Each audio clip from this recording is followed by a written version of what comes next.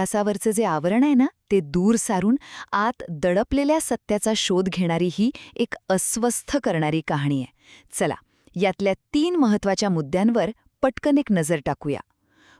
ही कादंबरी आपण जो इतिहास शिकलोय त्यावरच थेट प्रश्नचिन्ह निर्माण करते.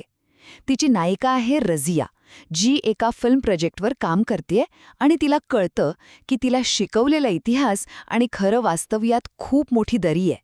म्हणजे वैचारिक फायद्यासाठी सत्य कसं बदललं जातं हे तिला अक्षरशः हादरवून टाकतं. दुसरा मुद्दा तर थेट आपल्या ओळखीलाच स्पर्श करतो. मूळची हिंदू असलेली लक्ष्मी लग्नासाठी धर्मांतर करून रझिया बनते. पण जसजसं ती इतिहासाचा शोध घेऊ लागते तसतशी ती स्वतःच्या मुळांकडे ओढली जाते. आणि मग एक मोठा प्रश्न उभा राहतो की धर्म बदलल्याने माणसाची ओळख खरंच बदलते का? आणि तिसरा, शेवटचा मुद्दा, एका कलाकाराचा संघर्ष. प्रचलित विचारधारेला सोयीचं असं काहीतरी करायचं की आपण शोधलेल्या कटू सत्याशी प्रामाणिक राहायचं? हा संघर्ष तिच्या आयुष्यात एक मोठं वादळ निर्माण करतो. थोडक्यात सांगायचं तर आवरण तुम्हाला इतिहासाकडे आणि स्वतःकडेही अधिक डोळसपणे पाहण्यासाठी भाग पाडते.